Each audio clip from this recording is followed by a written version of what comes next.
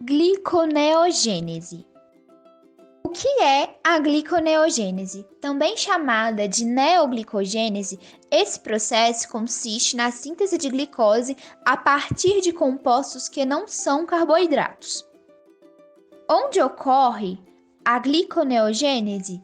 A maior parte desse processo ocorre no fígado e uma menor parte ocorre no córtex renal. Importância e função da gliconeogênese. Algumas células necessitam quase completamente de glicose como fonte energética para realizar suas atividades metabólicas. Para neurônios e hemácias, a glicose sanguínea é a única ou principal fonte de energia. Somente o cérebro necessita de cerca de 120 gramas de glicose ao dia, valor correspondente a mais da metade do estoque de glicogênio armazenado por miócitos e hepatócitos. Ademais, em um longo período, todos os tecidos também precisam de glicose para seu metabolismo, como para produzir a ribose dos nucleotídeos ou a porção carboidrato de glicoproteínas e glicolipídios. Dessa forma, por questões de sobrevivência, os seres vivos necessitam de mecanismos para manter estável sua glicemia. Mas e a glicogenólise? Ela não fornece glicose às células?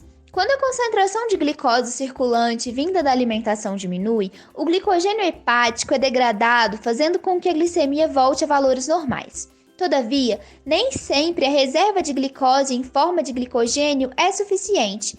Nestas situações, o organismo precisa de uma maneira para sintetizar glicose a partir de precursores não carboidratos. Isso é realizado pela gliconeogênese, a qual converte piruvato e compostos relacionados de 3 e 4 carbonos em glicose. Hormônios que regulam essa rota bioquímica. As alterações que ocorrem no metabolismo da glicose durante a mudança do estado alimentado para o de jejum são reguladas pelos hormônios insulina e glucagon. Os níveis de insulina tornam-se elevados em estado alimentado e os de glucagon durante o jejum. A insulina estimula o transporte de glicose para certas células, como miócitos e adipócitos, e também altera a atividade de enzimas que regulam o metabolismo, estimulando o corpo a fazer reservas energéticas. O glucagon contrarregula os efeitos da insulina, ou seja, estimula a liberação dos combustíveis armazenados e a conversão de lactato, aminoácidos e glicerol em glicose. Precursores da gliconeogênese. A síntese da nova glicose, partindo de compostos não carboidratos em humanos, utiliza principalmente lactato, glicerol e aminoácidos, particularmente alanina. O lactato é produzido pela glicólise em tecidos como o músculo em exercício ou eritrócitos.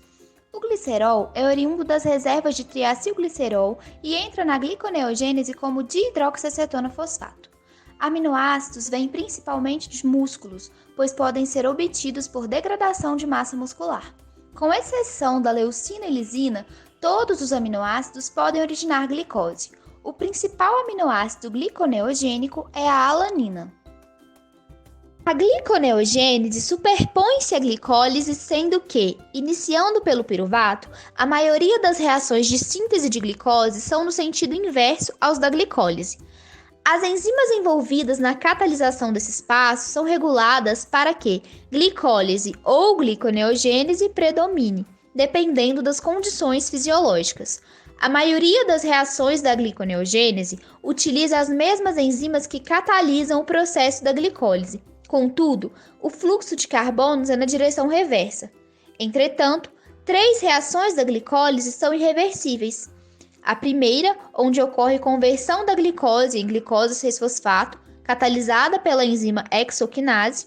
A segunda, em que ocorre fosforilação da frutose 6-fosfato em frutose 1,6-bifosfato pela enzima fosfofrutoquinase 1. E a terceira, onde há conversão de fosfenol piruvato em piruvato, catalisada pela enzima piruvato quinase. Para contornar essas barreiras energéticas, a célula realiza contornos que serão listados a seguir. Contornos da gliconeogênese. Primeiro, de piruvato a fosfenol piruvato. O segundo, de frutose 1,6-bifosfato para frutose 6-fosfato e o terceiro, de glicose 6-fosfato para glicose. Primeiro contorno. O primeiro passo é transportar o piruvato do citosol celular para a mitocôndria, quando ele não é gerado dentro da mesma, através da transaminação da alanina. Nessa reação, o grupamento amino é transferido da alanina, gerando o piruvato, para um alfa-cetoácido. Posteriormente, a piruvato carboxilase, uma enzima mitocondrial que necessita da coenzima biotina, converte o piruvato a oxaloacetato. Como a membrana mitocondrial não possui transportador para o oxaloacetato, antes de ser deslocado para o citosol, o oxaloacetato precisa ser reduzido a malato, pela malato desidrogenase mitocondrial. Esse processo consome NADH. O malato sai da mitocôndria por meio de um transportador presente na membrana interna mitocondrial. E no citosol, ele é oxidado, formando o oxaloacetato e produzindo NADH citosólico. Por fim, oxaloacetato é então convertido a fosfoenolpiruvato pela fosfoenolpiruvato carboxiccinase. Esta reação necessita de magnésio e precisa de GTP como doador de grupo fosforil. A reação é reversível em condições intracelulares. A formação de um composto de fosfato de alta energia é balanceada pela hidrólise de outro composto, o GTP. É importante ressaltar que um segundo contorno de piruvato a fosfoenolpiruvato ocorre quando o lactato é o precursor glicogênico. Essa via faz uso do lactato produzido pela via glicolítica nas hemácias ou no músculo em anaerobiose, por exemplo, sendo particularmente importante em vertebrados após atividade física vigorosa. A conversão de lactato em piruvato no citosol de hepatócitos produz NADH, e a exportação de equivalentes redutores como o malato da mitocôndria é consequentemente desnecessária. Após transporte do piruvato produzido na reação da lactato desidrogenase para a mitocôndria, ele é convertido a oxaloacetato pela piruvato carboxilase, como descrito anteriormente. Esse oxaloacetato, no entanto, é convertido diretamente a fosfoenolpiruvato pela isoenzima mitocondrial da fosfoenolcarboxicnase. E o fosfoenolpiruvato é transportado para fora da mitocôndria para dar continuidade à gliconeogênese. Segundo contorno. A segunda reação da glicólise que não pode participar da gliconeogênese é a fosforilação da frutose 6-fosfato, realizada pela enzima fosfofrutoquinase 1.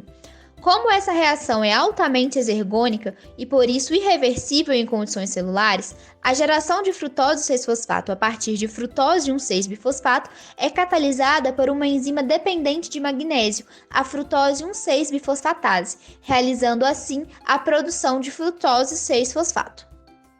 Terceiro contorno. O terceiro contorno é a reação final da gliconeogênese, a desfosforilação da glicose 6-fosfato para produzir glicose. Essa reação é catalisada pela glicose 6-fosfatase. É importante ressaltar que a glicose 6-fosfatase, enzima ativada por magnésio, é encontrada no retículo endoplasmático de hepatócitos, no córtex renal e nas células epiteliais do intestino delgado, mas inexiste em outros tecidos, que são dessa forma incapazes de fornecer glicose para o sangue. Se outros tecidos tivessem a glicose 6-fosfatase, essa atividade enzimática hidrolisaria a glicose 6-fosfato necessária para a glicose nesses tecidos. A glicose produzida pela gliconeogênese no fígado, nos rins ou ingerida na dieta é entregue a tecidos, como por exemplo o cérebro e músculos, através da corrente sanguínea. Balanço energético da gliconeogênese. A gliconeogênese consome 2 moléculas de piruvato, 4 moléculas de ATP, mais 2 moléculas de GTP, mais 2 moléculas de NADH, mais 2 íons H+, mais 4 moléculas de água. E tem como produtos glicose, 4 moléculas de ADP, mais 2 moléculas de GDP, 6 moléculas de fosfato inorgânico, mais 2 moléculas de NAD+. Minerais essenciais para a gliconeogênese. É importante lembrar do magnésio, que atua como cofator enzimático. Uma boa fonte alimentar desse mineral é o abacate. É válido lembrar também do fósforo, que compõe a estrutura do ATP e do GTP, que são doadores de fósforo para as reações da gliconeogênese. E esse mineral é encontrado em peixes, principalmente os gordurosos. São vitaminas essenciais para a gliconeogênese a niacina, também chamada por vitamina B3, que compõe a estrutura do NADH. Uma boa fonte alimentar dessa vitamina é o amendoim. Deve-se lembrar da biotina, a vitamina B7, que atua como cofator enzimático da gliconeogênese. Um alimento fonte de biotina é a gema do ovo, como também as nozes, amendoins, cereais e o leite. Você percebeu a importância da gliconeogênese? A principal vantagem desse processo é que ele permite que o organismo mantenha estável a glicemia sanguínea, seja pela ausência da ingestão de alimentos ricos em carboidratos, períodos de jejum prolongado ou durante atividade física vigorosa, permitindo assim o abastecimento de glicose às células, ou seja, a gliconeogênese é essencial para a vida dos organismos.